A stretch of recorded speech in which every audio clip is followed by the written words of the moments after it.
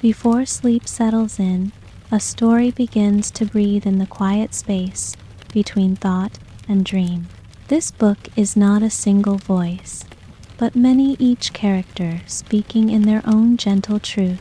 Some voices carry sorrow, some kindness, some longing, and some quiet hope. These tales were written to be felt slowly, not rushed, not forced, but softly received.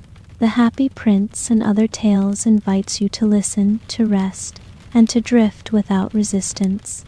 Copyright the Sleep Wizard's Library. All rights reserved. If these stories bring you calm or comfort, please consider supporting the Sleep Wizard's Library. The Happy Prince and Other Tales. High above the city, on a tall column, stood the statue of the Happy Prince. He was gilded all over with thin leaves of fine gold. For eyes he had 2 bright sapphires, and a large red ruby glowed on his sword hilt. He was very much admired indeed. "He is as beautiful as a weathercock," remarked one of the town councillors who wished to gain a reputation for having artistic tastes. "Only not quite so useful," he added, fearing lest people should think him unpractical, which he really was not. "Why can't you be like the Happy Prince?" asked a sensible mother of her little boy who was crying for the moon. "The Happy Prince never dreams of crying for anything." "I am glad there is someone in the world who is quite happy," muttered a disappointed man as he gazed at the wonderful statue. "He," said the charity children as they came out of the cathedral in their bright scarlet cloaks and their clean white pinafores. "How do you know?" said the mathematical master. "You have never seen one." "Ah, but we have, in our tree," answered the children, and the mathematical master frowned and looked very severe, for he did not approve of children dreaming. One night there flew over the city a little swallow. His friends had gone away to Egypt 6 weeks before, but he had stayed behind, for he was in love with the most beautiful reed. He had met her early in the spring as he was flying down the river after a big yellow moth, and had been so attracted by her slender waist that he had stopped to talk to her. "Shall I love you?" said the swallow, who liked to come to the point at once, and the reed made him a low bow. So he flew round and round her, touching the water with his wings and making silver ripples. This was his courtship, and it lasted all through the summer. "'Tis a gill is a twittered the other swallow.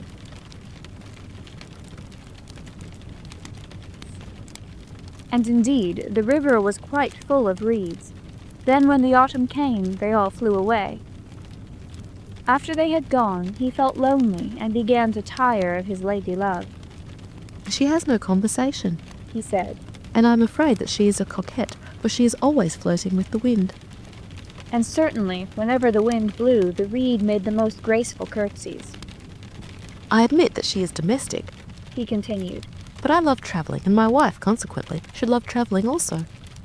Will you come away with me?" he said finally to her, but the reed shook her head, she was so attached to her home. "You have been trifling with me," he cried, "I am off to the pyramids. Goodbye." and he flew away. All day long he flew, and at night time he arrived at the city. "Where shall I put up?" he said. "I hope the town has made preparations." Then he saw the statue on the tall column. "I will put up there," he cried. "It is a fine position, with plenty of fresh air. So he alighted just between the feet of the Happy Prince. I have a golden bedroom," he said softly to himself as he looked round, and he prepared to go to sleep. But just as he was putting his head under his wing, a large drop of water fell on him. "What a curious thing," he cried. "There is not a single cloud in the sky. The stars are quite clear and bright, and yet it is raining. The climate in the north of Europe is really dreadful. The reed used to like the rain, but that was merely her selfishness." Then another drop fell. "What is the use of a statue if it cannot keep the rain off?" he said, "I must look for a good chimney pot." and he determined to fly away. But before he had opened his wings, the third drop fell, and he looked up and saw. What did he see? The eyes of the Happy Prince were filled with tears, and tears were running down his golden cheeks. His face was so beautiful in the moonlight that the little swallow was filled with pity. Who are you? He said. I am the happy prince. Why are you weeping then? Asked the swallow. You have quite drenched me. When I was alive and had a human heart, Answered the statue. I did not know what tears were, for I lived in the palace of Sans Souci, where sorrow is not allowed to enter. In the daytime I played with my companions in the garden, and in the evening I led the dance in the great hall. Round the garden ran a very lofty wall, but I never cared to ask what lay beyond it. Everything about me was so beautiful. My courtiers called me the Happy Prince, and happy indeed I was, if pleasure be happiness. So I lived, and so I died. And now that I am dead, they have set me up here so high that I can see all the ugliness and all the misery of my city. And though my heart is made of lead, yet I cannot choose but weep. What? Is he not solid gold? Said the swallow to himself. He was too polite to make any personal remarks out loud. Far away, Continued the statue in a low musical voice. far away in a little street there is a poor house. One of the windows is open, and through it I can see a woman seated at a table. Her face is thin and worn, and she has coarse red hands, all pricked by the needle, for she is a seamstress. She is embroidering passion flowers on a satin gown for the loveliest of the queen's maids of honor to wear at the next court ball. In a bed in the corner of the room, her little boy is lying ill. He has a fever and is asking for oranges. His mother has nothing to give him but river water, so he is crying. Swallow, swallow, little swallow, will you not bring her the ruby out of my sword hilt? My feet are fastened to this pedestal, and I cannot move. I am waited for in Egypt. Said the swallow. My friends are flying up and down the Nile and talking to the large lotus flowers. Soon they will go to sleep in the tomb of the great king. The king is there himself in his painted coffin. He is wrapped in yellow linen and embalmed with spices. Round his neck is a chain of pale green jade, and his hands are like withered leaves. Swallow, swallow, little swallow, Said the prince. will you not stay with me for one night and be my messenger? The boy is so thirsty, and the mother so sad. I don't think I like boys. Answered the swallow. Last summer, when I was staying on the river, there were 2 rude boys, the miller's sons, who were always throwing stones at me. They never hit me, of course. We swallows fly far too well for that. And besides, I come of a family famous for its agility. But still, it was a mark of disrespect. But the happy prince looked so sad that the little swallow was sorry. It is very cold here, He said. but I will stay with you for one night and be your messenger. Thank you, little swallow. Said the prince. So the swallow picked out the great ruby from the prince's sword and flew away with it in his beak over the roofs of the town. He passed by the cathedral tower where the white marble angels were sculptured. He passed by the palace and heard the sound of dancing. A beautiful girl came out on the balcony with her lover. How wonderful the stars are, He said to her. and how wonderful is the power of love. I hope my dress will be ready in time for the state ball. She answered. I have ordered passion flowers to be embroidered on it, but the seamstresses are so lazy. He passed over the river and saw the lanterns hanging to the masts of the ships. He passed over the ghetto and saw the old Jews bargaining with each other and weighing out money in copper scales. At last he came to the poorhouse and looked in. The boy was tossing feverishly on his bed, and the mother had fallen asleep, she was so tired. In he hopped and laid the great ruby on the table beside the woman's thimble. Then he flew gently round the bed, fanning the boy's forehead with his wings. How cool I feel. Said the boy, I must be getting better. and he sank into a delicious slumber. Then the swallow flew back to the happy prince and told him what he had done. It is curious, He remarked. but I feel quite warm now, although it is so cold. That is because you have done a good action. Said the prince, and the little swallow began to think, and then he fell asleep. Thinking always made him sleepy. When day broke, he flew down to the river and had a bath. What a remarkable phenomenon, Said the professor of ornithology as he was passing over the bridge. a swallow in winter. And he wrote a long letter about it to the local newspaper. Everyone quoted it. It was full of so many words that they could not understand. Tonight I go to Egypt, said the swallow, and he was in high spirits at the prospect. He visited all the public monuments and sat a long time on top of the church steeple. Wherever he went, the sparrows chirruped and said to each other. So he enjoyed himself very much. When the moon rose, he flew back to the happy prince. Have you any commissions for Egypt? He cried. I am just starting. Swallow, swallow, little swallow, said the prince. Will you not stay with me one night longer? I am waited for in Egypt, answered the swallow. Tomorrow my friends will fly up to the second cataract. The river horse crouches there among the bulrushes, and on a great granite throne sits the god Memnon. All night long he watches the stars, and when the morning star shines he utters one cry of joy, and then he is silent. At noon the yellow lions come down to the water's edge to drink. They have eyes like green beryls, and their roar is louder than the roar of the cataract. Swallow, swallow, little swallow, said the prince. Far away across the city I see a young man in a garret. He is leaning over a desk covered with papers, and in a tumbler by his side there is a bunch of withered violets. His hair is brown and crisp, and his lips are red as a pomegranate, and he has large and dreamy eyes. He is trying to finish a play for the director of the theater, but he is too cold to write any more. There is no fire in the grate, and hunger has made him faint.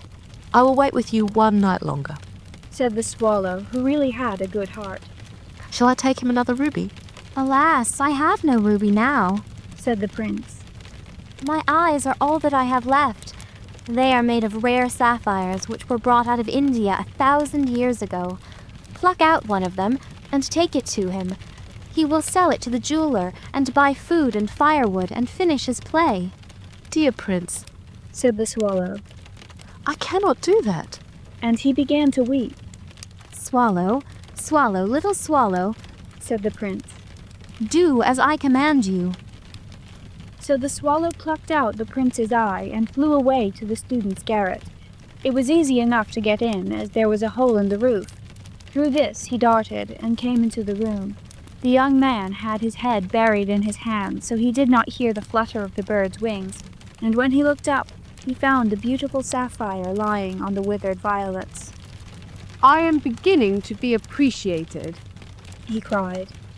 This is from some great admirer. Now I can finish my play. And he looked quite happy. The next day the swallow flew down to the harbor. He sat on the mast of a large vessel and watched the sailors hauling big chests out of the hold with ropes. Heave, they shouted as each chest came up. I am going to Egypt, cried the swallow, but nobody minded, and when the moon rose he flew back to the happy prince. I am come to bid you goodbye, he cried. Swallow, swallow, little swallow, said the prince. Will you not stay with me one night longer? It is winter, answered the swallow, and the chill snow will soon be here. In Egypt the sun is warm on the green palm trees, and the crocodiles lie in the mud and look lazily about them. My companions are building a nest in the temple of Baalbek, and the white and pink doves are watching them and cooing to each other. Dear prince, I must leave you, but I will never forget you, and next spring I will bring you back 2 beautiful jewels in place of those you have given away. The ruby shall be redder than a red rose, and the sapphire shall be as blue as the great sea. In the square below, said the happy prince, there stands a little match girl. She has let her matches fall in the gutter, and they are all spoiled. Her father will beat her if she does not bring home some money, and she is crying. She has no shoes or stockings, and her little head is bare. Pluck out my other eye and give it to her, and her father will not beat her. I will stay with you one night longer, said the swallow. But I cannot pluck out your eye. You would be quite blind then. Swallow, swallow, little swallow, said the prince. Do as I command you. So he plucked out the prince's other eye and darted down with it. He swooped past the match girl and slipped the jewel into the palm of her hand. What a lovely bit of glass, cried the little girl, and she ran home laughing. Then the swallow came back to the prince. You are blind now, he said. so I will stay with you always. No, little swallow, said the poor prince. you must go away to Egypt. I will stay with you always, said the swallow, and he slept at the prince's feet. All the next day he sat on the prince's shoulder and told him stories of what he had seen in strange lands. He told him of the red ibises who stand in long rows on the banks of the Nile and catch goldfish in their beaks, and of the Sphinx who is as old as the world itself and lives in the desert and knows everything, of the merchants who walk slowly by the side of their camels and carry amber beads in their hands, of the king of the mountains of the moon, who is as black as ebony and worships a large crystal, of the great green snake that sleeps in a palm tree and has 20 priests to feed it with honey cakes, and of the pygmies who sail over a big lake on large flat leaves and are always at war with the butterflies. Dear little swallow, said the prince, you tell me of marvelous things, but more marvelous than anything is the suffering of men and of women. There is no mystery so great as misery. Fly over my city, little swallow, and tell me what you see there. So the swallow flew over the great city, and saw the rich making merry in their beautiful houses, while the beggars were sitting at the gates. He flew into dark lanes, and saw the white faces of starving children looking out listlessly at the black streets. Under the archway of a bridge, 2 little boys were lying in one another's arms to try and keep themselves warm. How hungry, they said. You must not lie here, shouted the watchman, and they wandered out into the rain. Then he flew back and told the prince what he had seen. I am covered with fine gold, said the prince. You must take it off, leaf by leaf, and give it to my poor. The living always think that gold can make them happy. Leaf after leaf of the fine gold the swallow picked off, till the happy prince looked quite dull and grey. Leaf after leaf of the fine gold he brought to the poor, and the children's faces grew rosier, and they laughed and played games in the street. We have bread now, they cried. Then the snow came, and after the snow came the frost. The streets looked as if they were made of silver, they were so bright and glistening. Long icicles like crystal daggers hung down from the eaves of the houses. Everybody went about in furs, and the little boys wore scarlet caps and skated on the ice. The poor little swallow grew colder and colder, but he would not leave the prince. He loved him too well. He picked up crumbs outside the baker's door when the baker was not looking, and tried to keep himself warm by flapping his wings. But at last he knew that he was going to die. He had just enough strength to fly up to the prince's shoulder once more. Goodbye, dear prince, he murmured. Will you let me kiss your hand? I am glad that you are going to Egypt at last, little swallow, said the prince. You have stayed too long here, but you must kiss me on the lips, for I love you. It is not to Egypt that I am going, said the swallow. I am going to the house of death. Death is the brother of sleep, is he not? And he kissed the happy prince on the lips and fell down dead at his feet. At that moment, a curious crack sounded inside the statue, as if something had broken. The fact is that the leaden heart had snapped right in two. It certainly was a dreadfully hard frost. Early the next morning, the mayor was walking in the square below in company with the town councillors. As they passed the column, he looked up at the statue. Dear me, how shabby the happy prince looks, he said. Indeed, cried the town councillors, who always agreed with the mayor, and they went up to look at it. The ruby has fallen out of his sword, his eyes are gone, and he is golden no longer, said the mayor. In fact, he is little better than a beggar, said the town councillors. And here is actually a dead bird at his feet, continued the mayor. We must really issue a proclamation that birds are not to be allowed to die here. And the town clerk made a note of the suggestion. So they pulled down the statue of the happy prince. As he is no longer beautiful, he is no longer useful, said the art professor at the university. And they melted the statue in a furnace, and the mayor held a meeting of the corporation to decide what was to be done with the metal. We must have another statue, of course, he said. and it shall be a statue of myself," said each of the town councillors, and they quarreled. When I last heard of them, they were quarreling still. "What a strange thing," said the overseer of the workmen at the foundry. "This broken lead heart will not melt in the furnace. We must throw it away." So they threw it on a dust heap where the dead swallow was also lying. "Bring me the two most precious things in the city," said God to one of his angels, and the angel brought him the leaden heart and the dead bird. "You have rightly chosen," said God. "For in my garden of paradise this little bird shall sing forevermore, and in my city of gold the happy prince shall praise me." End of chapter 1. Chapter 2 of The Happy Prince and Other Tales. The Nightingale and the Rose. She said that she would dance with me if I brought her red roses, cried the young student. But in all my garden there is no red rose. From her nest in the holm oak tree the nightingale heard him, and she looked out through the leaves and wondered. "No red rose in all my garden," he cried, and his beautiful eyes filled with tears. "Oh, on what little things does happiness depend? I have read all that the wise men have written, and all the secrets of philosophy are mine, yet for want of a red rose is my life made wretched." "Here at last is a true lover," said the nightingale. "Night after night have I sung of him, though I knew him not. Night after night have I told his story to the stars. And now I see him. His hair is dark as the hyacinth blossom, and his lips are red as the rose of his desire. But passion has made his face like pale ivory, and sorrow has set her seal upon his brow." "The prince gives a ball tomorrow night," murmured the young student, "and my love will be of the company. If I bring her a red rose, she will dance with me till dawn.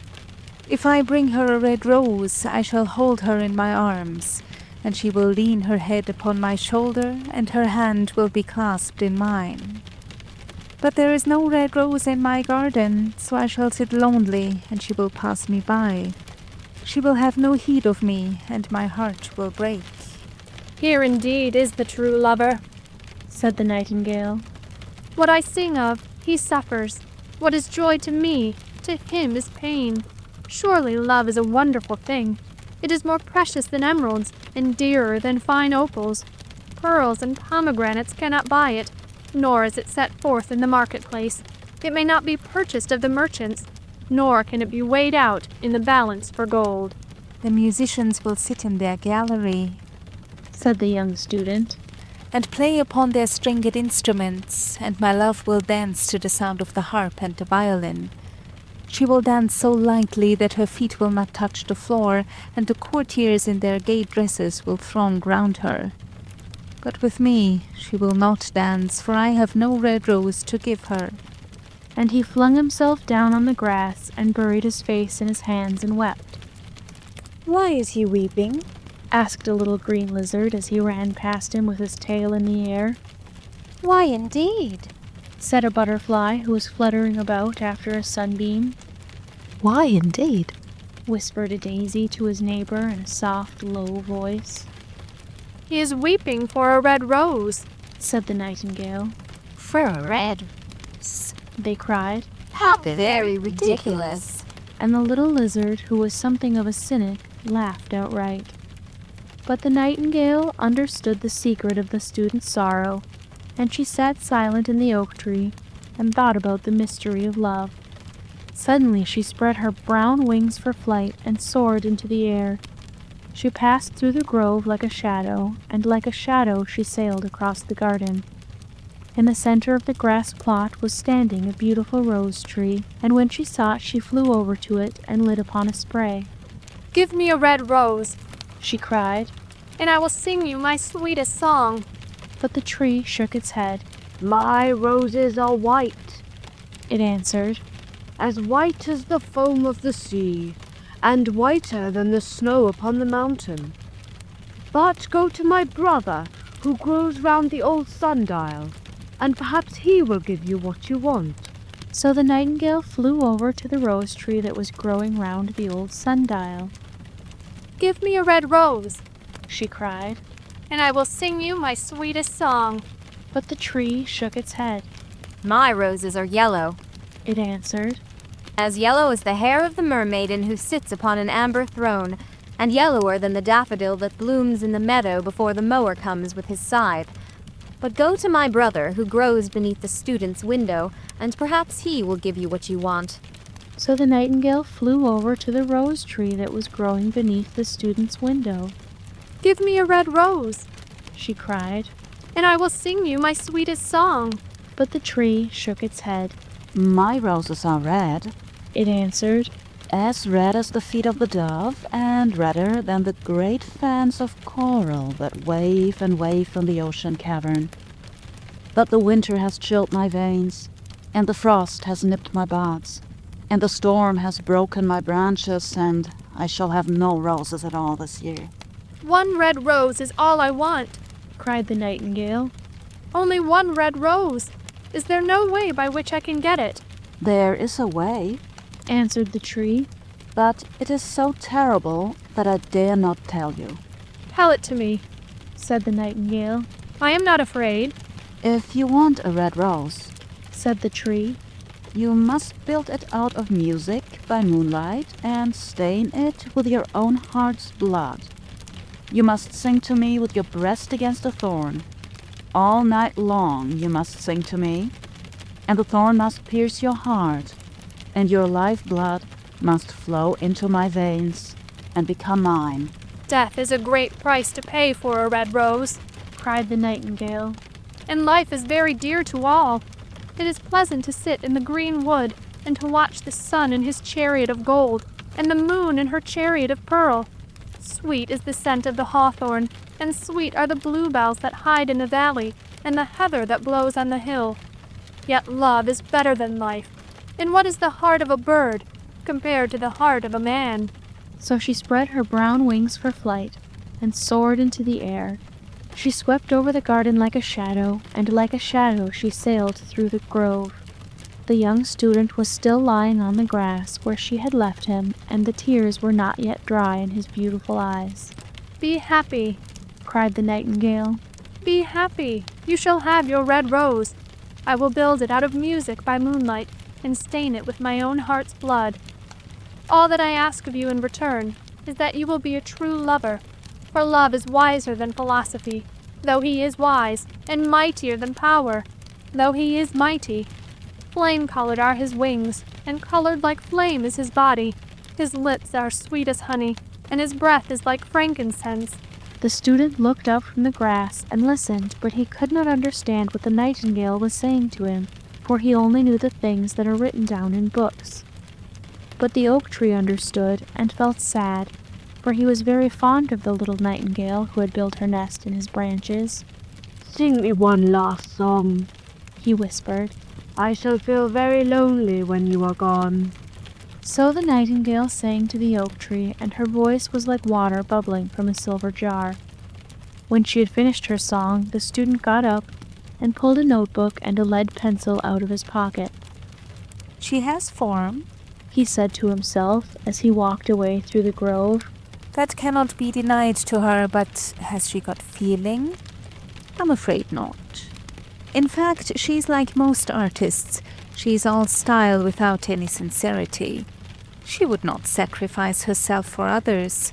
She thinks merely of music, and everybody knows that the arts are selfish. Still, it must be admitted that she has some beautiful notes in her voice. What a pity it is that they do not mean anything or do any practical good." And he went into his room and lay down on his little pallet bed and began to think of his love, and after a time he fell asleep. And when the moon shone in the heavens, the nightingale flew to the rose tree and set her breast against the thorn. All night long she sang with her breast against the thorn, and the cold crystal moon leaned down and listened.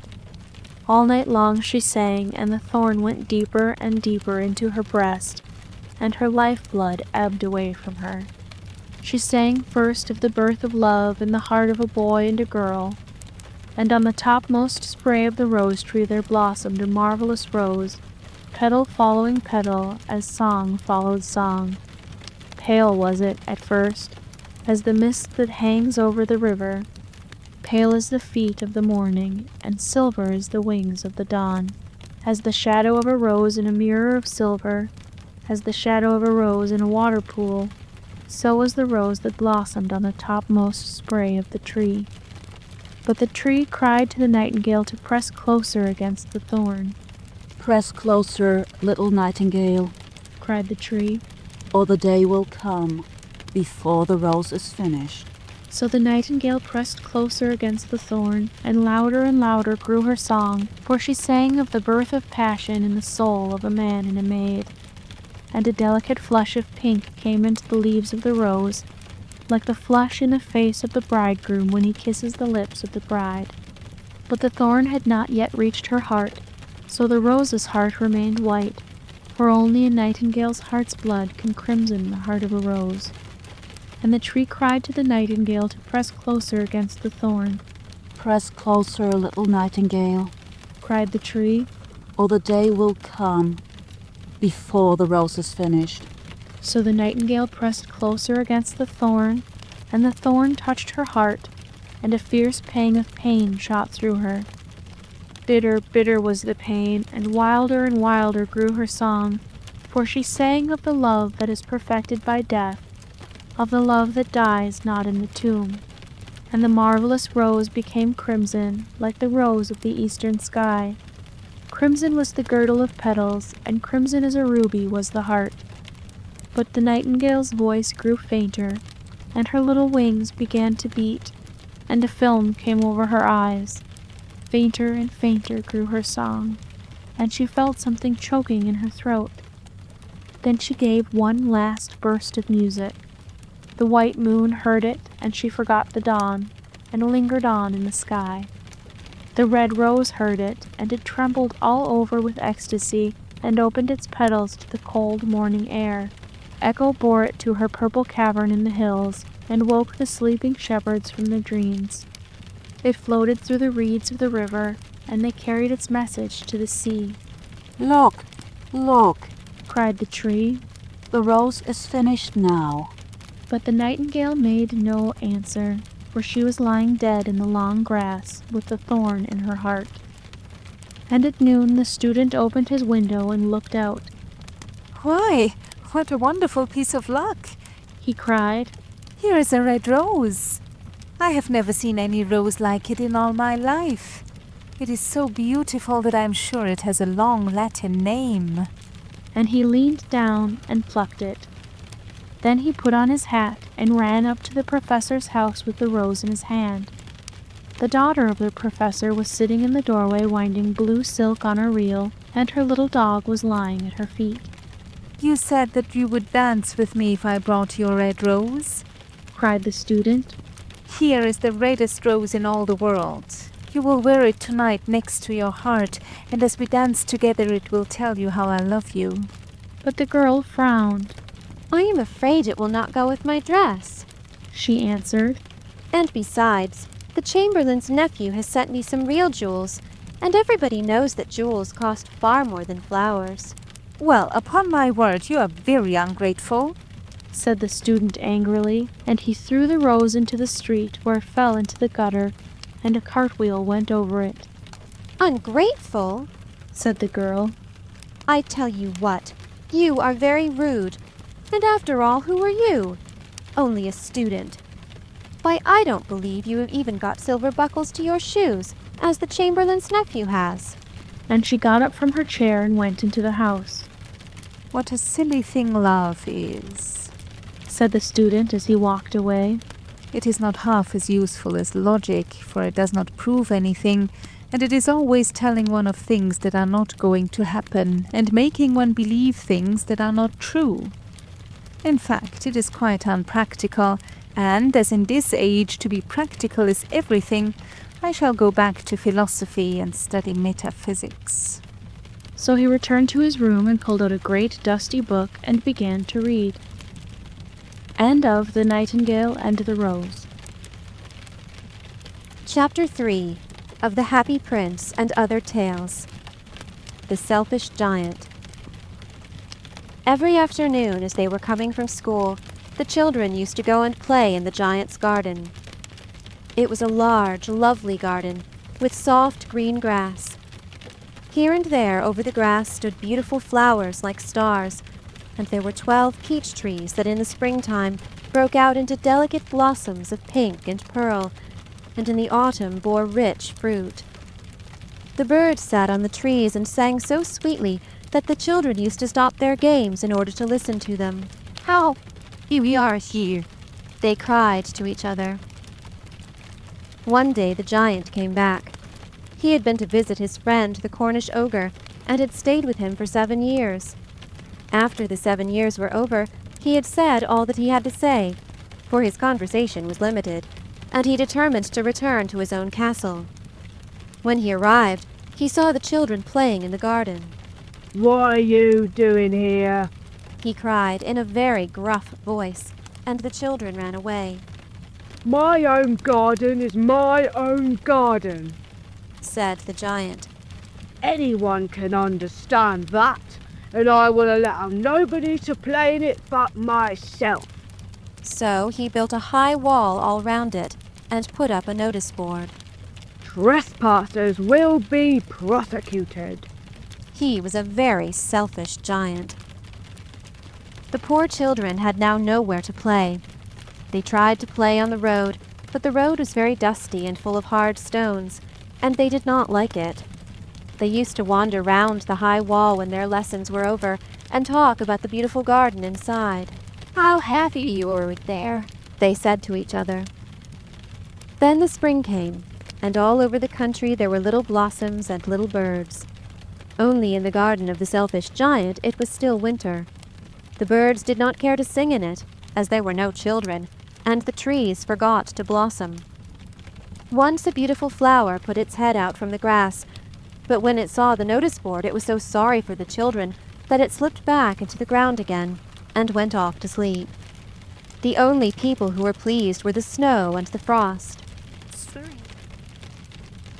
They cried, "So we'll take all pounds." The snow covered up the grass with her great white cloak, and the frost painted all the trees silver. Then they invited the north wind to stay with them, and he came. He was wrapped in furs, and he roared all day about the garden and blew the chimney pots down. "This is a delightful spot," he said. "We must ask the hail on a visit." So the hail came. Every day for 3 hours he rattled on the roof of the castle till he broke most of the slates, and then he ran round and round the garden as fast as he could go. He was dressed in grey, and his breath was like ice. "I cannot understand why the spring is so late in coming," said the selfish giant, as he sat at the window and looked out at his cold white garden. "I hope there will be a change in the weather." But the spring never came, nor the summer. The autumn gave golden fruit to every garden, but to the giant's garden she gave none. "He is too selfish," she said. So it was always winter there, and the north wind and the hail and the frost and the snow danced about through the trees. One morning the giant was lying awake in bed when he heard some lovely music. It sounded so sweet to his ears that he thought it must be the king's musicians passing by. It was really only a little linnet singing outside his window, but it was so long since he had heard a bird sing in his garden that it seemed to him to be the most beautiful music in the world. Then the hail stopped dancing over his head, and the north wind ceased roaring, and a delicious perfume came to him through the open casement. "I believe the spring has come at last," said the giant, and he jumped out of bed and looked out. What did he see? He saw a most wonderful sight. Through a little hole in the wall the children had crept in, and they were sitting in the branches of the trees. In every tree that he could see there was a little child, and the trees were so glad to have the children back again that they had covered themselves with blossoms and were waving their arms gently above the children's heads. The birds were flying about and twittering with delight, and the flowers were looking up through the green grass and laughing. It was a lovely scene, only in one corner it was still winter. It was the farthest corner of the garden, and in it was standing a little boy. He was so small that he could not reach up to the branches of the tree, and he was wandering all round it, crying bitterly. The poor tree was still quite covered with frost and snow, and the north wind was blowing and roaring above it.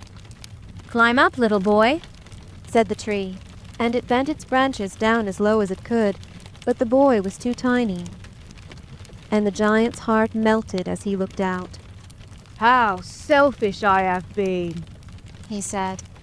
Now I know why the spring would not come here. I will put that poor little boy on the top of the tree, and then I will knock down the wall, and my garden shall be the children's playground forever and ever. He was really very sorry for what he had done. So he crept downstairs and opened the front door quite softly and went out into the garden. But when the children saw him, they were so frightened that they all ran away, and the garden became winter again. Only the little boy did not run, for his eyes were so full of tears that he did not see the giant coming. And the giant stole up behind him and took him gently in his hand and put him up into the tree. And the tree broke at once into blossom, and the birds came and sang on it, and the little boy stretched out his 2 arms and flung them round the giant's neck and kissed him.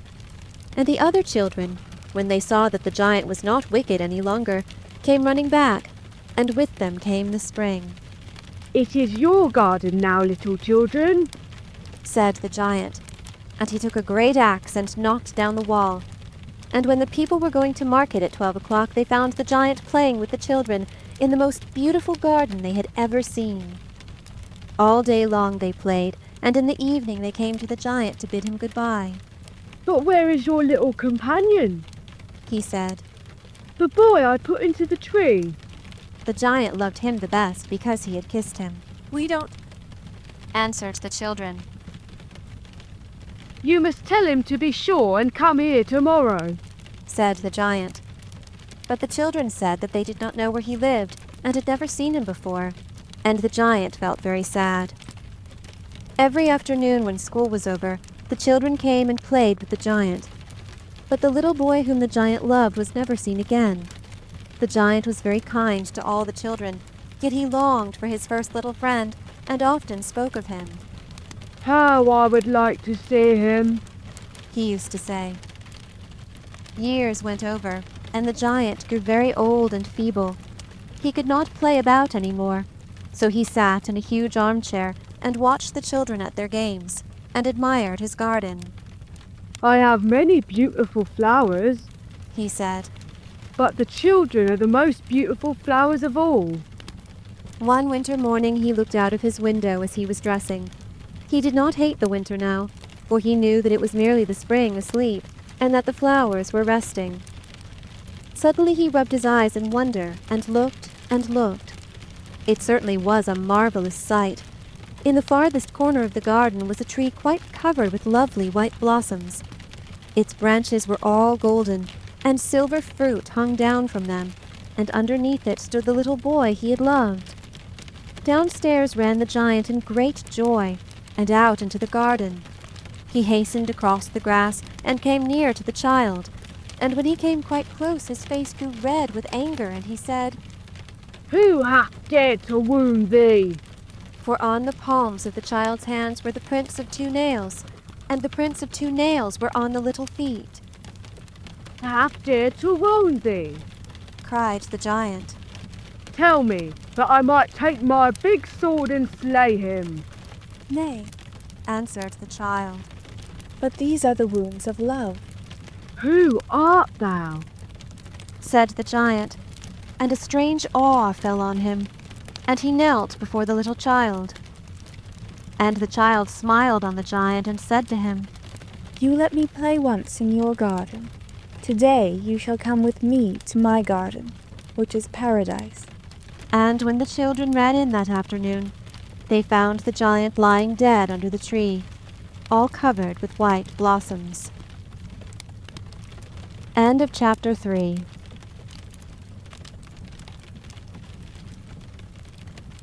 Chapter 4 of The Happy Prince and Other Tales, The Devoted Friend.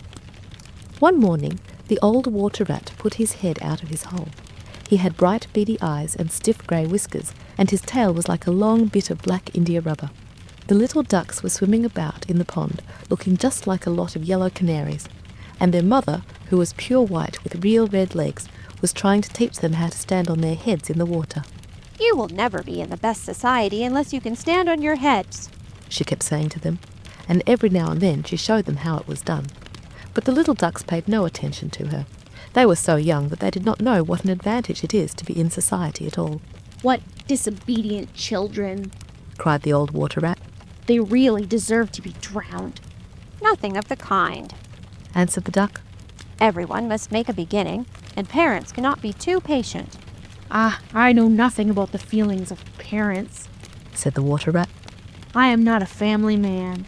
In fact, I have never been married, and I never intend to be.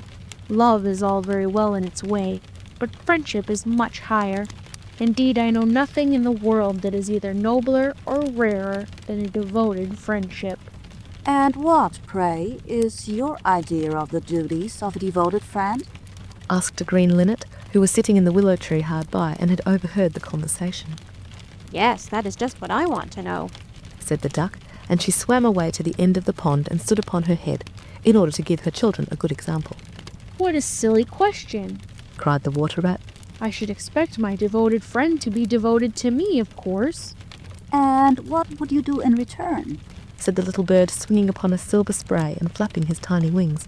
"I don't understand you," answered the water rat. "Let me tell you a story on the subject," said the linnet. "Is the story about me?" asked the water rat. "If so, I will listen to it, for I am extremely fond of fiction." "It is applicable to you," answered the linnet, and he flew down, and alighting upon the bank, he told the story of the devoted friend. "Once upon a time," said the linnet, "there was an honest little fellow named Hans." "Was he very distinguished?" asked the water rat. "No," answered the linnet. "I don't think he was distinguished at all, except for his kind heart and his funny, round, good-humored face. He lived in a tiny cottage all by himself, and every day he worked in his garden. In all the countryside there was no garden so lovely as his. Sweet William grew there, and gillyflowers, and shepherd's purses, and fair maids of France. There were damask roses and yellow roses, lilac crocuses, and gold, purple violets, and white. Columbine and lady smock, marjoram and wild basil, the cowslip and the flower de luce, the daffodil and the clove pink bloomed or blossomed in the proper order as the month went by, one flower taking another flower's place, so that there were always beautiful things to look at and pleasant odors to smell. Little Hans had a great many friends, but the most devoted friend of all was Big Hugh the miller. Indeed, so devoted was the rich miller to Little Hans that he would never go by his garden without leaning over the wall and plucking a large nosegay, or a handful of sweet herbs, or filling his pockets with plums and cherries if it was the fruit season. Real friends should have everything in common, the miller used to say, and Little Hans nodded and smiled, and felt very proud of having a friend with such noble ideas. Sometimes, indeed, the neighbors thought it strange that the rich miller never gave Little Hans anything in return, though he had 100 sacks of flour stored away in his mill, and 6 milk cows, and a large flock of woolly sheep. But Hans never troubled his head about these things, and nothing gave him greater pleasure than to listen to all the wonderful things the miller used to say about the unselfishness of true friendship. So Little Hans worked away in his garden. During the spring, the summer, and the autumn he was very happy. But when the winter came and he had no fruit or flowers to bring to the market, he suffered a good deal from cold and hunger, and often had to go to bed without any supper but a few dried pears and some hard nuts. In the winter also he was extremely lonely, as the miller never came to see him then. "There is no good in my going to see little Hans as long as the snow lasts," the miller used to say to his wife. "For when people are in trouble, they should be left alone and not be bothered by visitors. That at least is my idea about friendship, and I am sure I am right. So I shall wait till the spring comes, and then I shall pay him a visit, and he will be able to give me a large basket of primroses, and that will make him so happy." "You are certainly very thoughtful about others," answered the wife, as she sat in her comfortable armchair by the big pine wood fire. "Very thoughtful indeed. It is quite a treat to hear you talk about friendship. I am sure the clergyman himself could not say such beautiful things as you do, though he does live in a 3-storied house and wear a gold ring on his little finger." But could we not ask little Hans up here? Said the miller's youngest son. If poor Hans is in trouble, I will give him half my porridge and show him my white rabbits. What a silly boy you are, cried the miller.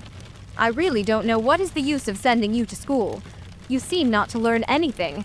Why, if little Hans came up here and saw our warm fire and our good supper and our great cask of red wine, he might get envious, and envy is a most terrible thing, and would spoil anybody's nature. I certainly will not allow Hans's nature to be spoiled.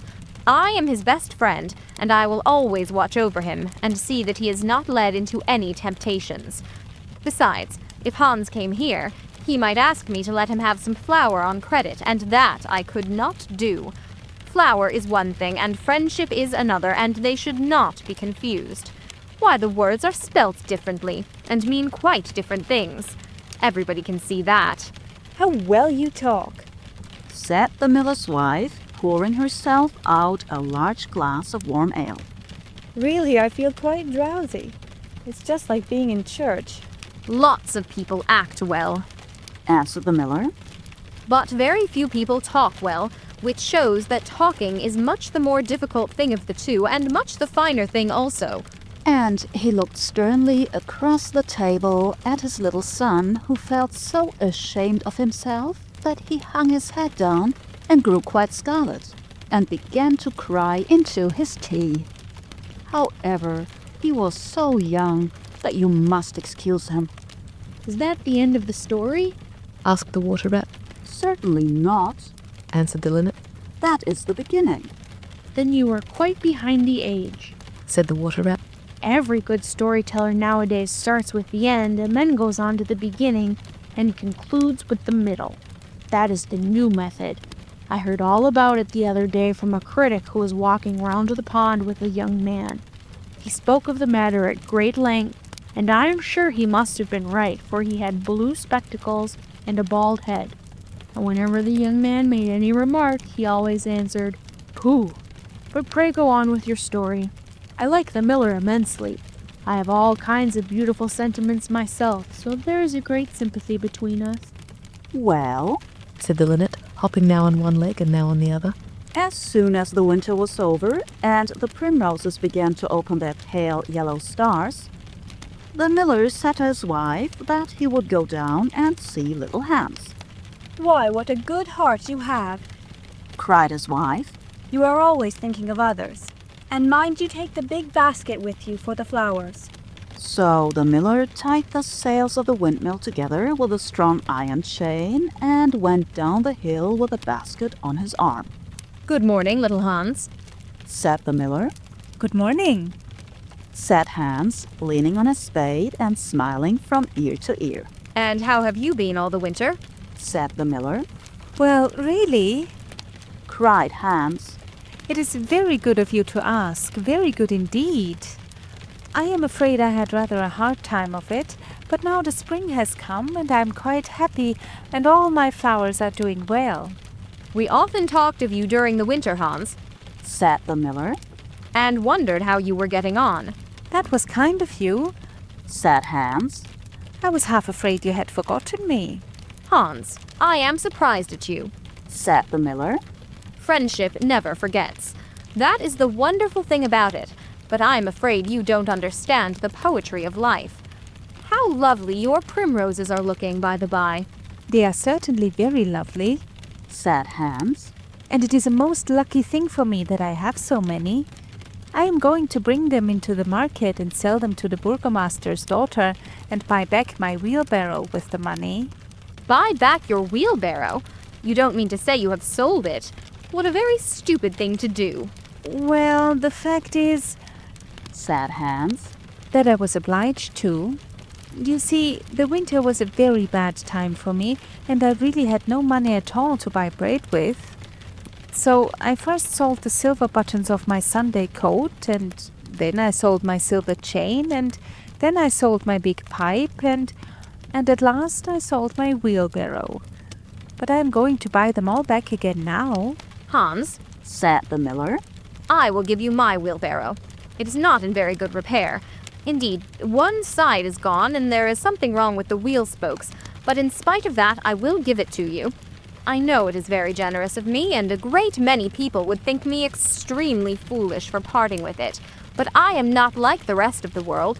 I think that generosity is the essence of friendship, and besides, I have got a new wheelbarrow for myself. Yes, you may set your mind at ease. I will give you my wheelbarrow. Well, really, that is generous of you, said little Hans, and his funny round face glowed all over with pleasure. I can easily put it in repair, as I have a plank of wood in the house. A plank of wood? said the miller. Why, that is just what I want for the roof of my barn. There is a very large hole in it, and the corn will all get damp if I don't stop it up. How lucky you mentioned it. It is quite remarkable how one good action always breeds another. I have given you my wheelbarrow, and now you are going to give me your plank. Of course, the wheelbarrow is worth far more than the plank, but true friendship never notices things like that. Pray, get it at once, and I will set to work at my barn this very day.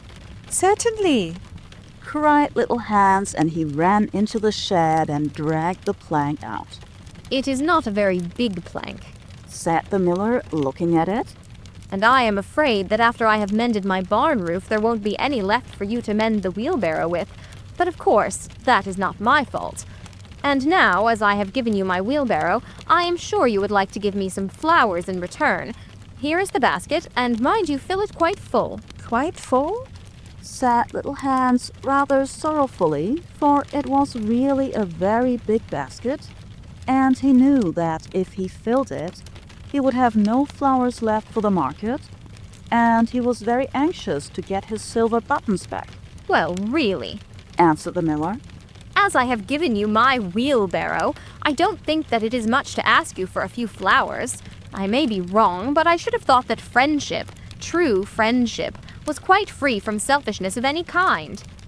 My dear friend, my best friend, cried little Hans, you are welcome to all the flowers in my garden. I would much sooner have your good opinion than my silver buttons any day. And he ran and plucked all his pretty primroses and filled the miller's basket. Goodbye, little Hans, said the miller as he went up the hill with a plank on his shoulder and the big basket in his hand. Goodbye, said little Hans, and he began to dig away quite merrily. He was so pleased about the wheelbarrow. The next day he was nailing up some honeysuckle against the porch when he heard the miller's voice calling to him from the road. So he jumped off the ladder and ran down the garden and looked over the wall. There was the miller with a large sack of flour on his back. Dear little Hans, said the miller, would you mind carrying this sack of flour for me to market? Oh, I am so sorry, said Hans, but I am really very busy today. I've got all my creepers to nail up, and all my flowers to water, and all my grass to roll. Well, really, said the miller, I think that, considering that I am going to give you my wheelbarrow, it is rather unfriendly of you to refuse. Oh, don't say that, cried little Hans. I wouldn't be unfriendly for the whole world. And he ran in for his cap and trudged off with a big sack on his shoulders. It was a very hot day, and the road was terribly dusty.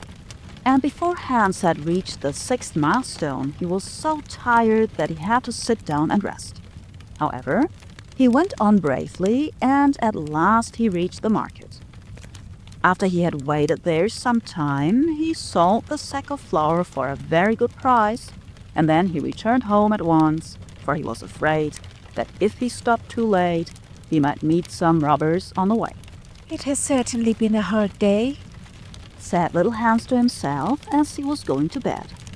but I am glad I did not refuse the miller, for he is my best friend, and besides, he is going to give me his wheelbarrow.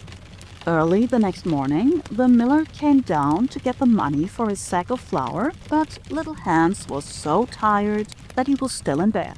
Upon my word, said the miller, you are very lazy. Really, considering that I am going to give you my wheelbarrow, I think you might work harder. Idleness is a great sin, and I certainly don't like any of my friends to be idle or sluggish. You must not mind my speaking quite plainly to you. Of course, I should not dream of doing so if I were not your friend. But what is the good of friendship if one cannot say exactly what one means? Anybody can say charming things and try to please and to flatter, but a true friend always says unpleasant things and does not mind giving pain. Indeed, if he is a really true friend, he prefers it, for he knows that then he is doing good. I am very sorry, said little Hans, rubbing his eyes and pulling off his nightcap. But I was so tired that I thought I would lie in bed for a little time and listen to the birds singing. Do you know that I always work better after hearing the birds sing? Well, I am glad of that, said the miller, clapping little Hans on the back. For I want you to come up to the mill as soon as you are dressed and mend my barn roof for me. Poor little Hans was very anxious to go and work in his garden, for his flowers had not been watered for 2 days. But he did not like to refuse the miller, as he was such a good friend of him. Do you think it would be unfriendly of me if I said I was busy? He inquired in a shy and timid voice. Well, really, answered the miller, I do not think it is much to ask of you, considering that I am going to give you my wheelbarrow. But of course, if you refuse, I will go and do it myself. Oh, on no account, cried little Hans, and he jumped out of bed and dressed himself and went up to the barn. He worked there all day long till sunset, and at sunset the miller came to see how he was getting on. Have you mended the hole in the roof yet, little Hans? cried the miller in a cheery voice. It is quite mended, answered little Hans, coming down the ladder. Ah, said the miller, there is no work so delightful as the work one does for others. It is certainly a great privilege to hear you talk, answered little Hans, sitting down and wiping his forehead. A very great privilege, but I am afraid I shall never have such beautiful ideas as you have. Oh, they will come to you, said the miller, but you must take more pains. At present you have only the practice of friendship. Someday you will have the theory also. Do you really think I shall? asked little Hans. I have no doubt of it, answered the miller. But now that you have mended the roof, you had better go home and rest, for I want you to drive my sheep to the mountain tomorrow.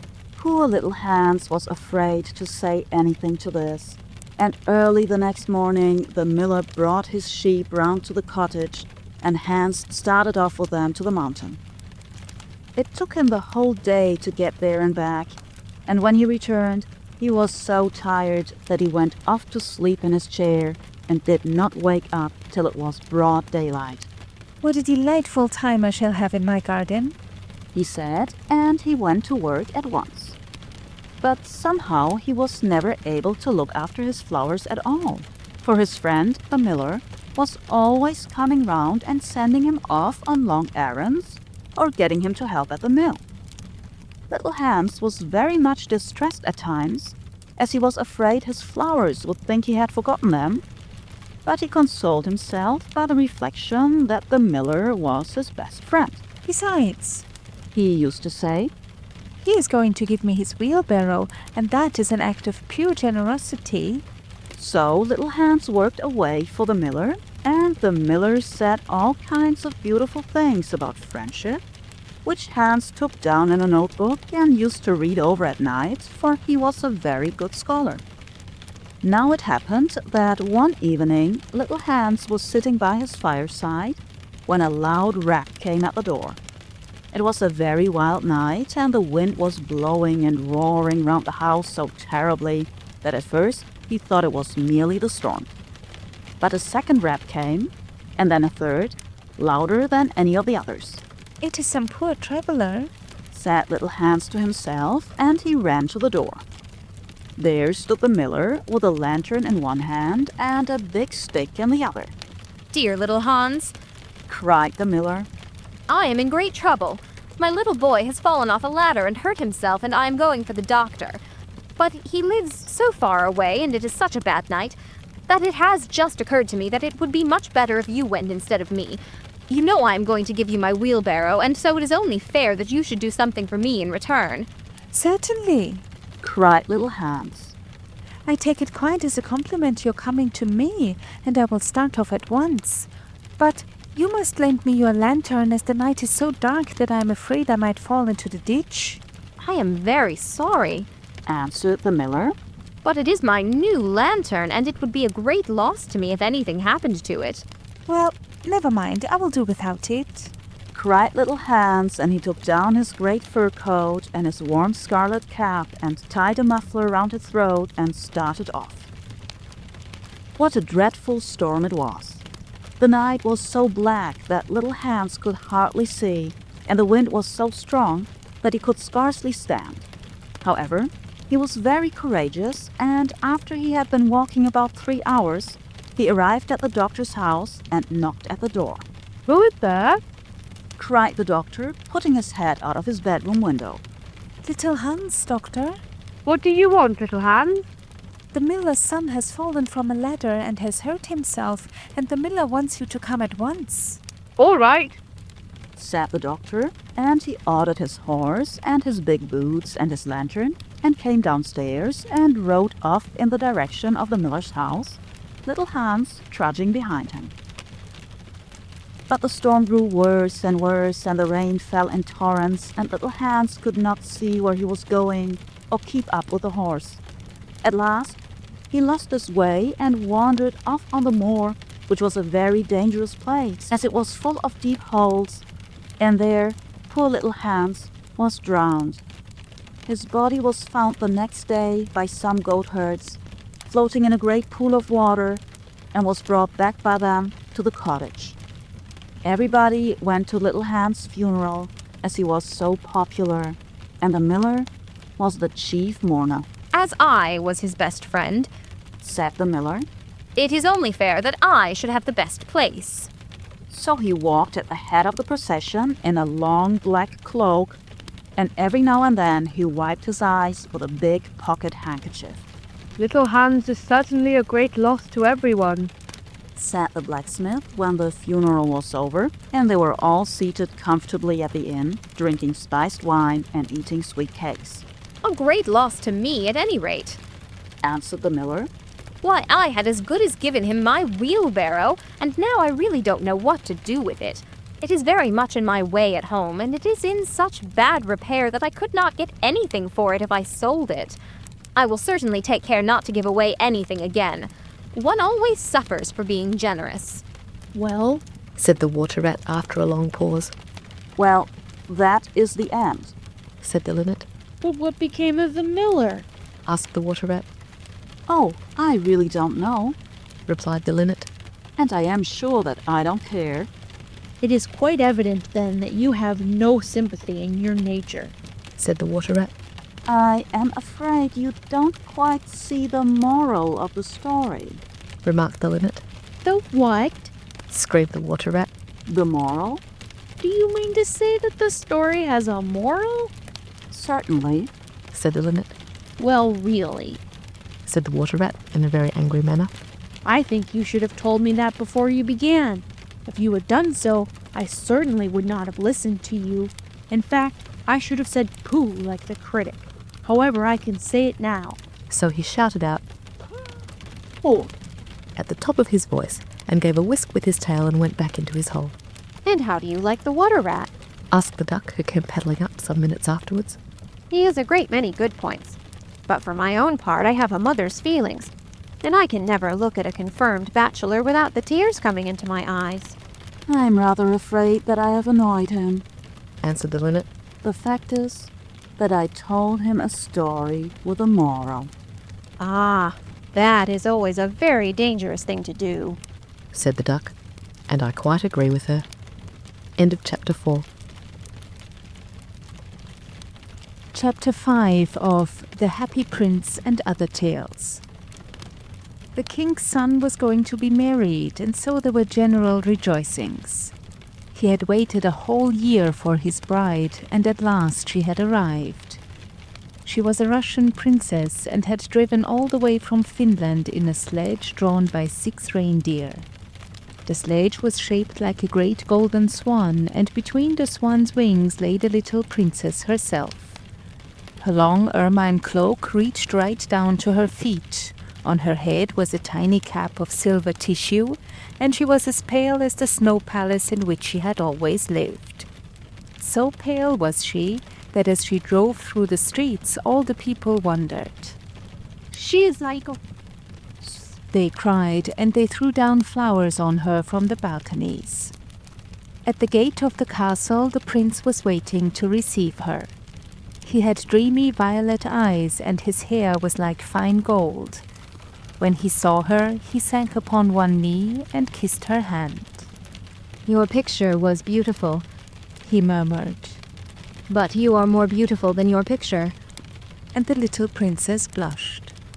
She was like a white rose before, said a young court page to his neighbor. But she is like a red rose now.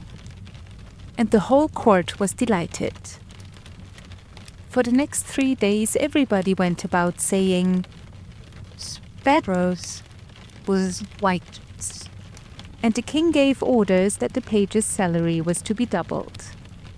As he received no salary at all, this was not of much use to him, but it was considered a great honor and was duly published in the court gazette. When the 3 days were over, the marriage was celebrated.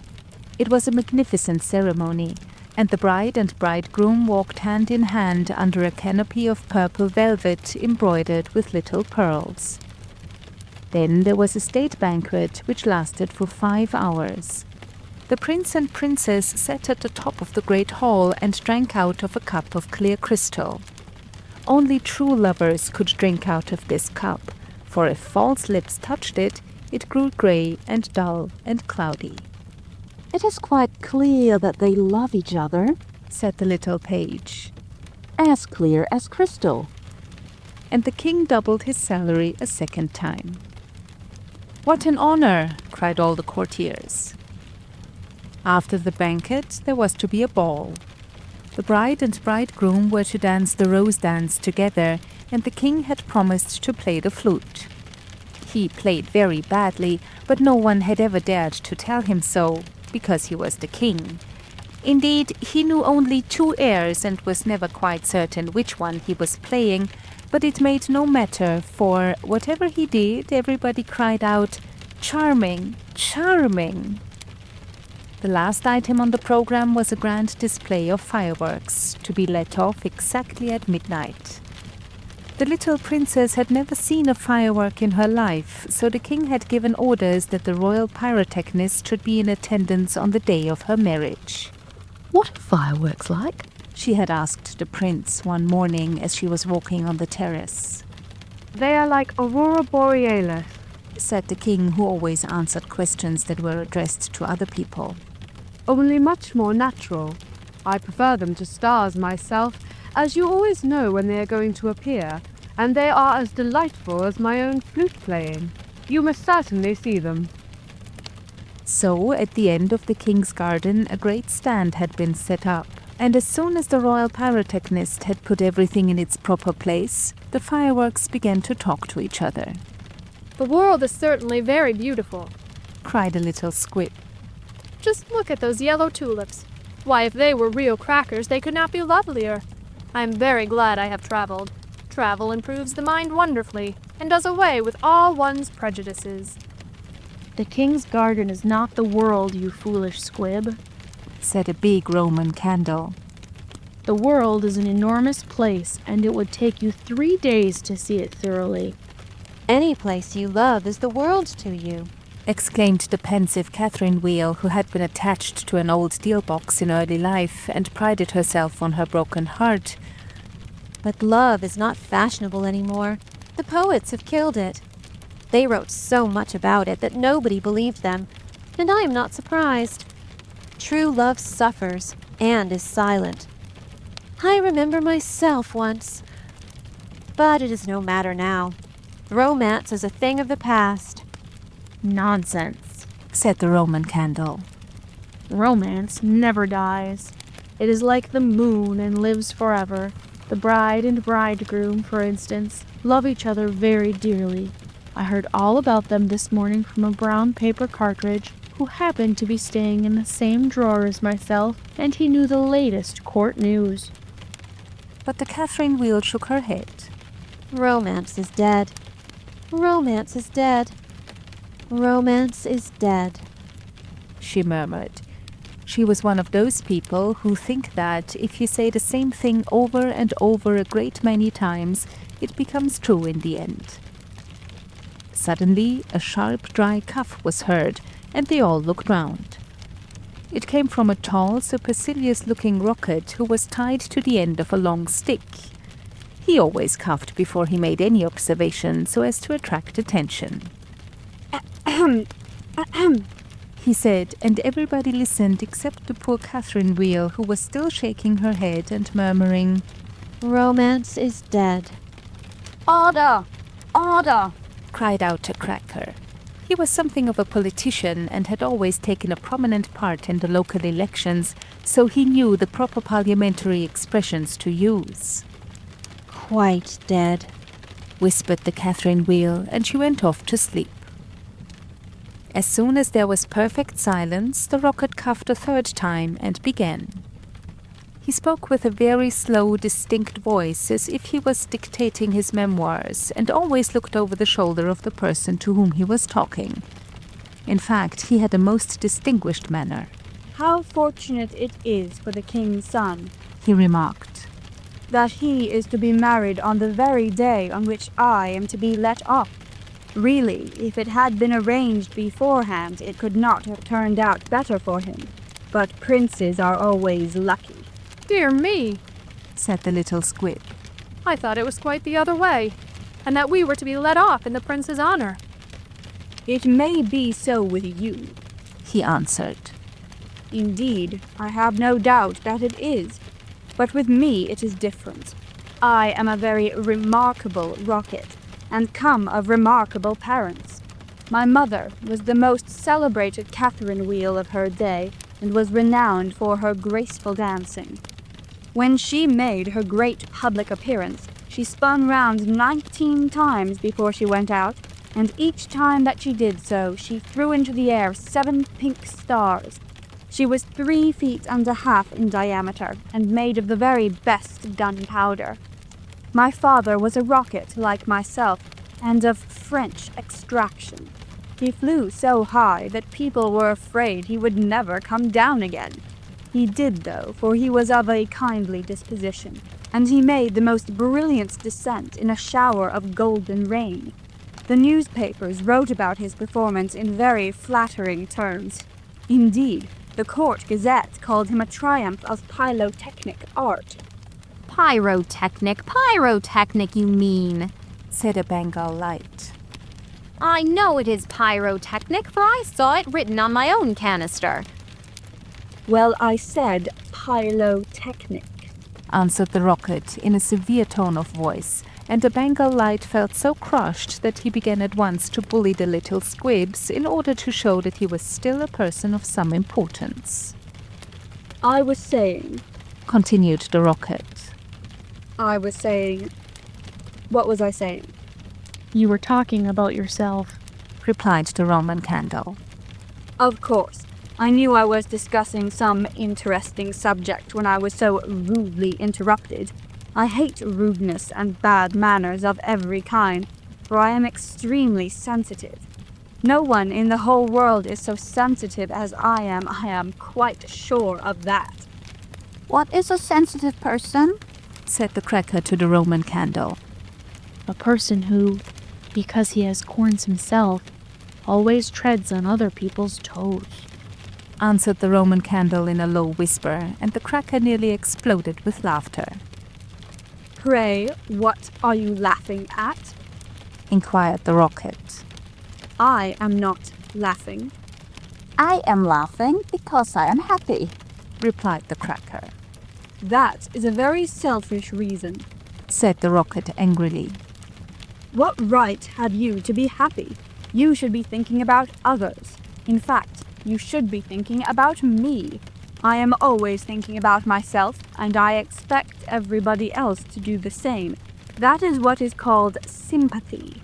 It is a beautiful virtue, and I possess it in a high degree. Suppose, for instance, anything happened to me tonight. What a misfortune that would be for everyone. The prince and princess would never be happy again. Their whole married life would be spoiled. And as for the king, I know he would not get over it. Really, when I begin to reflect on the importance of my position, I am almost moved to tears.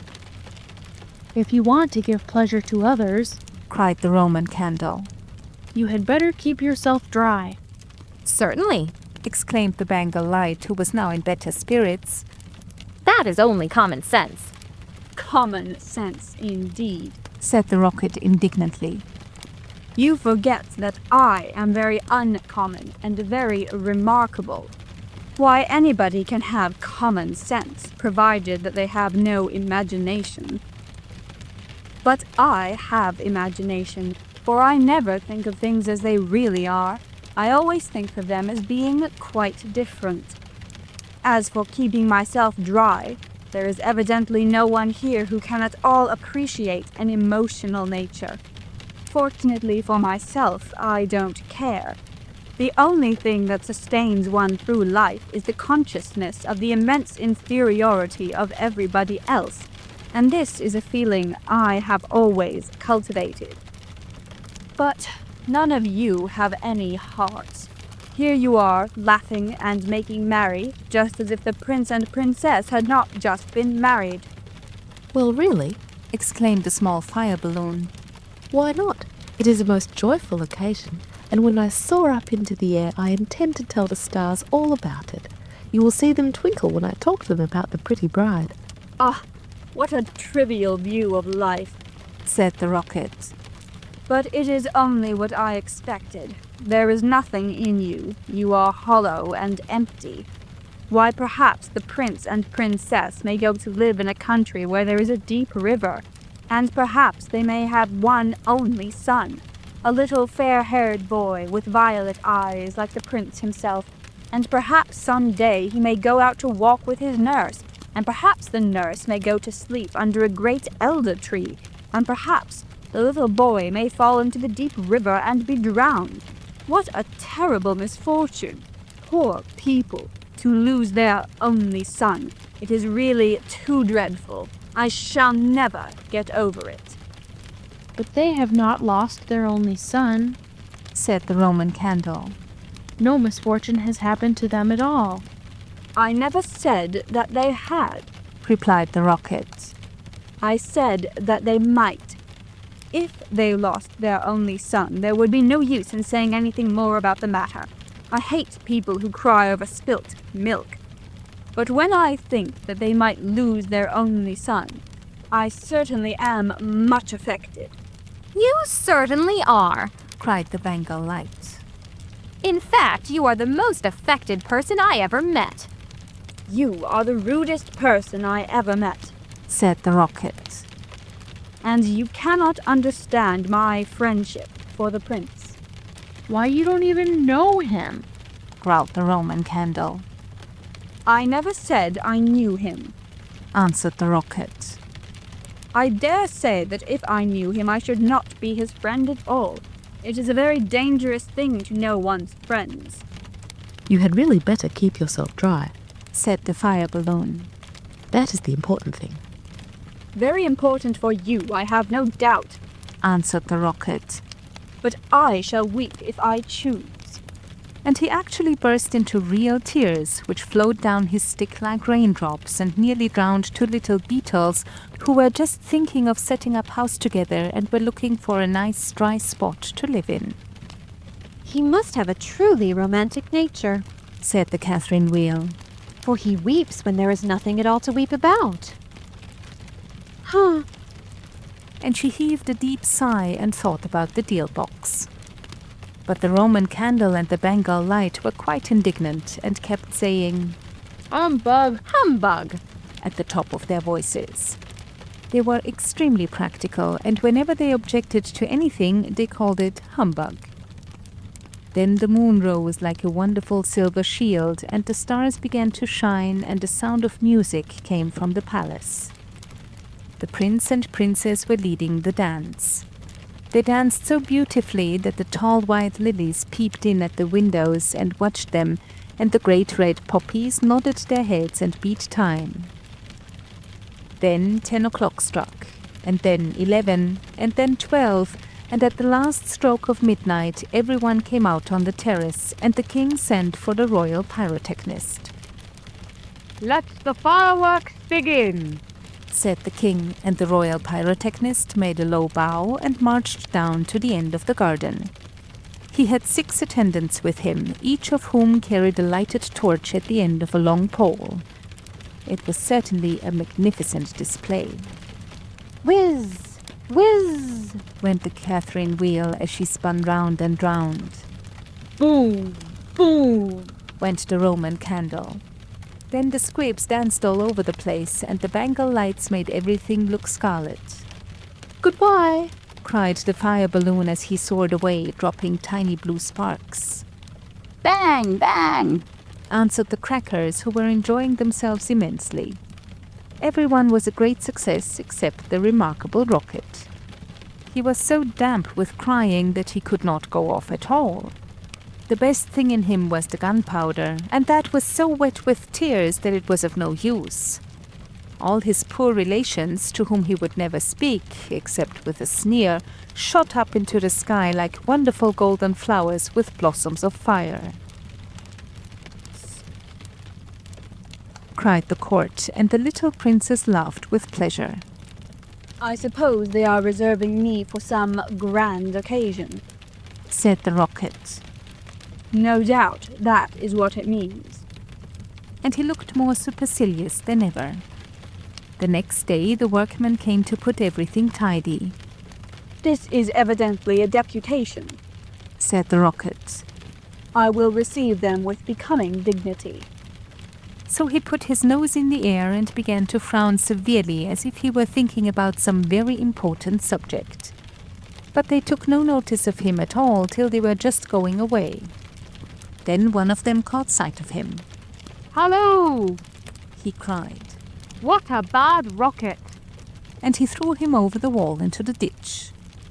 "Bad rocket? Bad rocket?" he said as he whirled through the air. "Impossible! Grand rocket, that is what the man said. Bad and grand sound very much the same. Indeed, they often are the same."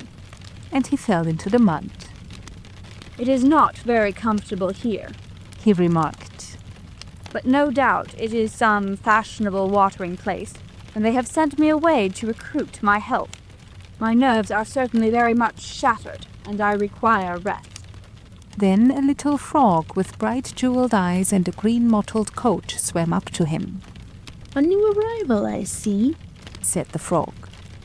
"Well, after all, there is nothing like mud. Give me rainy weather and a ditch, and I am quite happy. Do you think it will be a wet afternoon? I am sure I hope so, but the sky is quite blue and cloudless. What a pity." "Ahem, ahem," said the rocket, and he began to cough. "What a delightful voice you have," cried the frog. "Really, it is quite like a croak, and croaking is, of course, the most musical sound in the world. You will hear our glee club this evening. We sit in the old duck pond close by the farmer's house, and as soon as the moon rises, we begin. It is so entrancing that everybody lies awake to listen to us. In fact, it was only yesterday that I heard the farmer's wife say to her mother that she could not get a wink of sleep at night on account of us. It is most gratifying to find oneself so popular. Said the Rocket angrily. He was very much annoyed that he could not get a word in.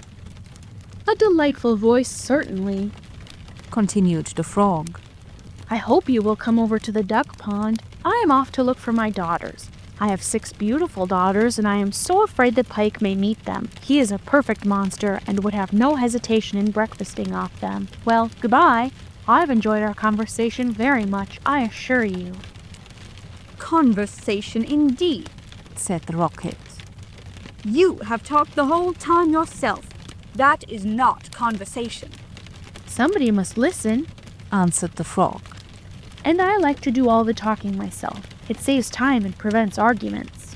But I like arguments, said the Rocket. I hope not, said the Frog complacently. Arguments are extremely vulgar, for everybody in good society holds exactly the same opinions. Goodbye a second time. I see my daughters in the distance. And the little Frog swam away. You are a very irritating person, said the Rocket. And very ill-bred. I hate people who talk about themselves as you do, when one wants to talk about oneself as I do. It is what I call selfishness, and selfishness is a most detestable thing, especially to anyone of my temperament, for I am well known for my sympathetic nature. In fact, you should take example by me.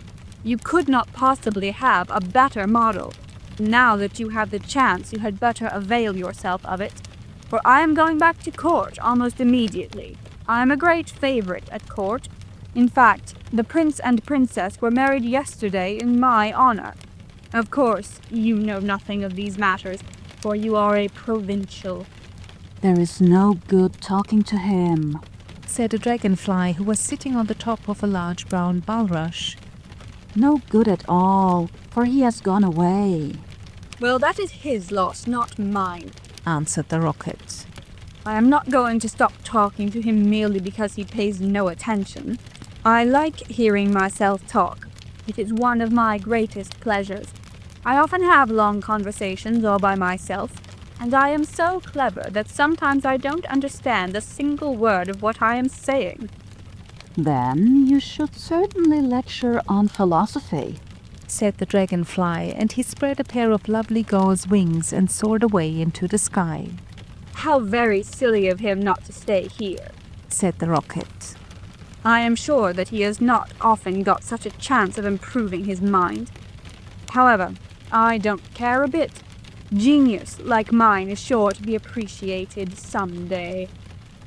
And he sank down a little deeper into the mud.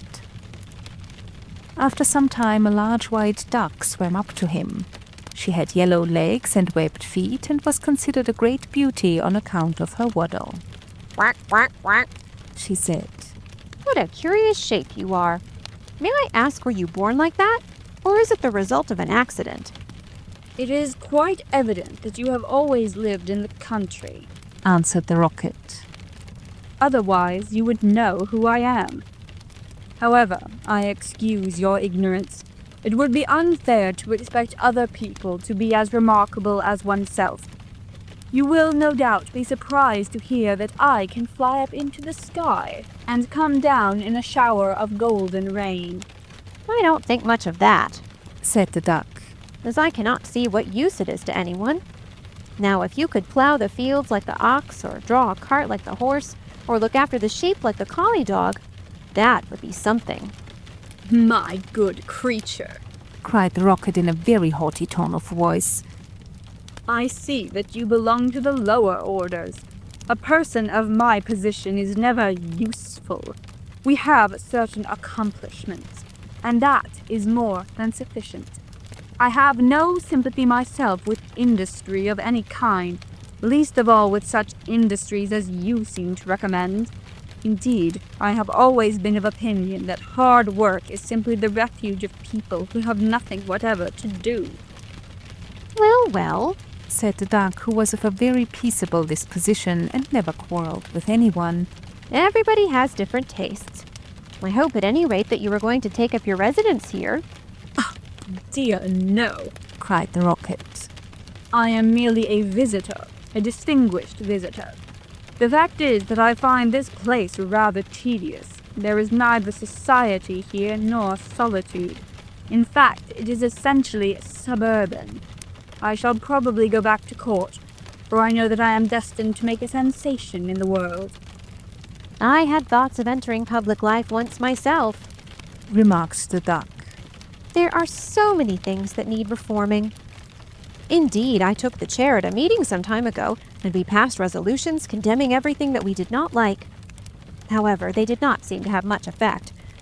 Now I go in for domesticity and look after my family. I am made for public life, said the rocket. And so are all my relations, even the humblest of them. Whenever we appear, we excite great attention. I have not actually appeared myself, but when I do so, it will be a magnificent sight. As for domesticity, it ages one rapidly and distracts one's mind from higher things. Ah, the higher things of life. How fine they are, said the duck. And that reminds me, how hungry I feel. And she swam away down the stream, saying, "Quack, quack, quack. Come back, screamed the rocket. I have a great deal to say to you. But the duck paid no attention to him. I am glad to see that she has gone, he said to himself. She has a decidedly middle-class mind. And he sank a little deeper still into the mud and began to think about the loneliness of genius, when suddenly 2 little boys in white smocks came running down the bank with a kettle and some faggots. This must be the deputation, said the rocket, and he tried to look very dignified. Hello, cried one of the boys. Look at this old stick. I wonder how it came here. And he picked the rocket out of the ditch. Old stick, said the rocket. Impossible. Gold stick, that is what he said. Gold stick is very complimentary. In fact, he mistakes me for one of the court dignitaries. Let us put it into the fire, said the other boy. It will help to boil the kettle. So they piled the faggots together and put the rocket on top and lit the fire. Oh, this is magnificent, cried the rocket. They are going to let me off in broad daylight so that everyone can see me. We will go to sleep now, they said. And when we wake up, the kettle will be boiled. And they lay down on the grass and shut their eyes. The rocket was very damp, so he took a long time to burn. At last, however, the fire caught him. Now I am going off, he cried, and he made himself very stiff and straight. I know I shall go much higher than the stars, much higher than the moon, much higher than the sun. In fact, I shall go so high that... And he went straight up into the air. Delightful, he cried. I shall go on like this forever. What a success I am. But nobody saw him. Then he began to feel a curious tingling sensation all over him. Now I am going to explode, he cried. I shall set the whole world on fire and make such a noise that nobody will talk about anything else for a whole year. And he certainly did explode. Bang, bang, bang, went the gunpowder. There was no doubt about it. But nobody heard him, not even the 2 little boys, for they were sound asleep. Then all that was left of him was the stick, and this fell down on the back of a goose who was taking a walk by the side of the ditch. Good heavens, cried the goose. It is going to rain sticks. And he rushed into the water. I knew I should create a great sensation, gasped the rocket, and he went out. End of chapter 5. End of The Happy Prince and Other Tales by Oscar Wilde.